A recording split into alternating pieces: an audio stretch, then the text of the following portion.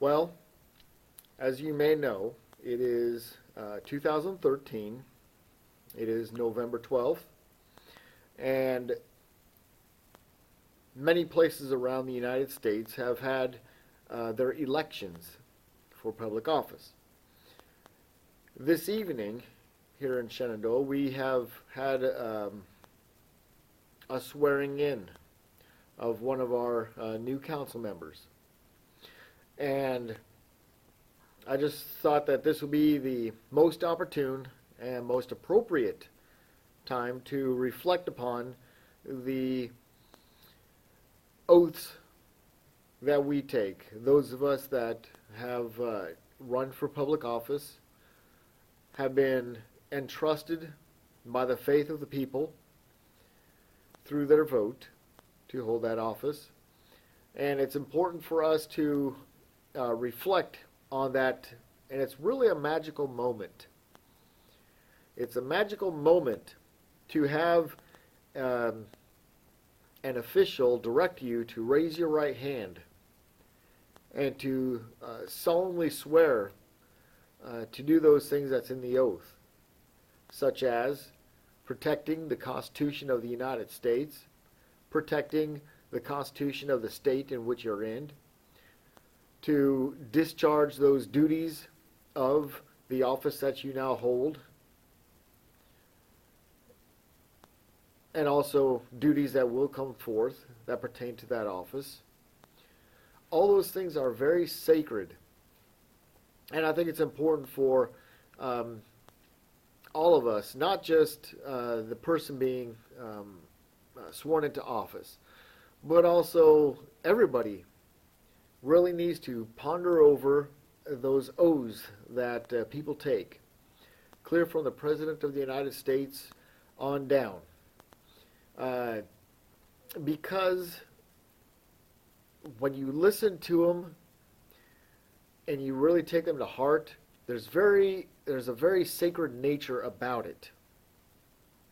Number one, there's nothing in there that pertains to your wants, your needs, your desires, your drive for fame, glory, and power. On the contrary, it talks about you, your duty and obligation to the people. And that's a very sacred thing.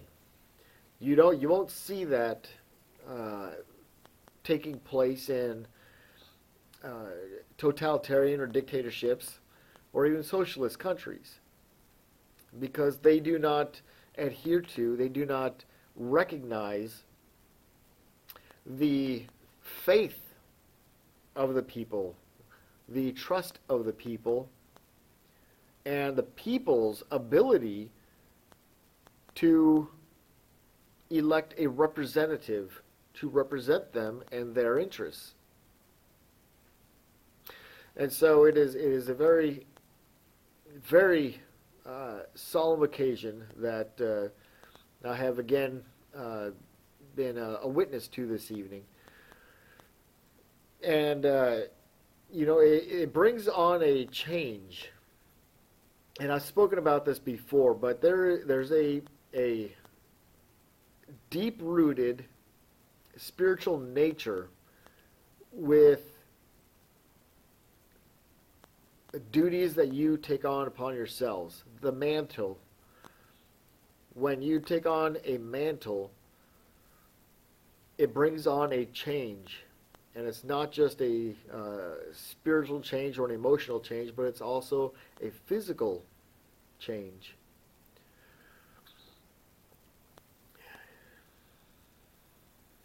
I know that for me, when I was elected as a councilman for this town, I had only the utmost desire to serve, and I still do. But there's no getting around it. There is a definite change that takes place when you raise your arm to the square and you are placing your dignity, you're placing your integrity on the line. All of it. You are placing your very essence on the line, and you are presenting it on the table in front of the people whom you have been elected to represent. But to raise your arm to the square and to solemnly swear to uphold the Constitution of the United States, to uphold the Constitution of the state in which you live, it on the surface, I agree. It sounds, cold. There's no feeling to it. But if you learn the Constitution and you gain a desire and a testimony of the Constitution, you will then understand the sacred nature of taking on an oath. And God forbid you should ever violate that oath. So, what to learn from this? Number one, God is in control. If he was not in control, if he did not ordain this to be so, that we should elect our representatives, that we should have a free government, we would not have these feelings of solemn duty and responsibility when we take an oath of office. It wouldn't happen because it would have no meaning whatsoever.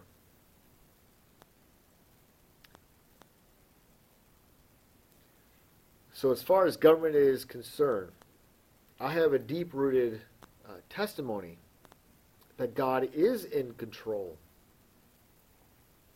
We may be appalled at government and what our leaders do, but that is a mortal thing. That is something that we are doing to the office. What we as a people are allowing to happen in the office. But the structure, the infrastructure of a representative government is something truly inspired of God. And although that may not be popular to say in modern times, I really don't give a damn, because I have a belief in God, and because I am currently an elected official, I have a deeper understanding of God, even more so than I did before, because I am learning new facets of the economy of God. New facets of trust, accountability,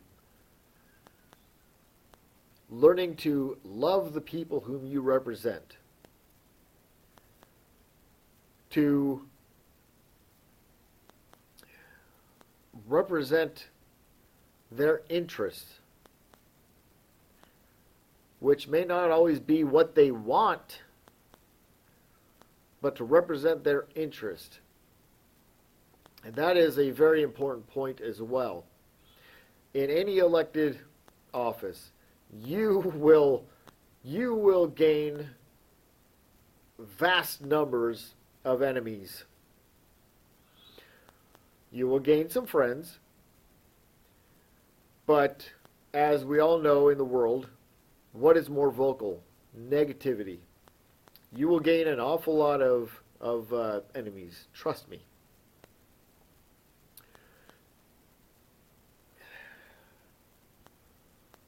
But still, if you are an elected official, people have entrusted you with sacred responsibilities, primarily to watch over and direct their taxes. Funds that they have worked for, funds that by law they are entrusting to you to righteously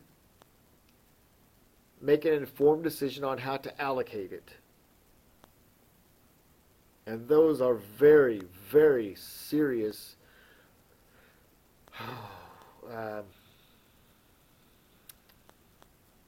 they're deep. There's a word for it, but I'm not getting it right now. It is very serious. And at the end of your term,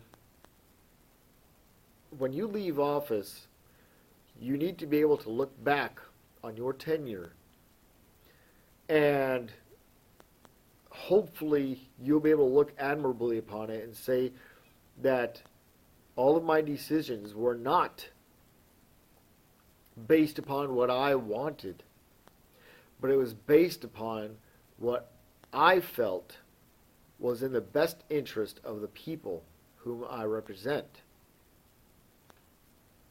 When you are an elected official, and this is another testament about God, when you carry on any mantle, even government aside, when you are a head of the household, when you're a mother, when you're a father, president of a company, you have knowledge over that which you oversee.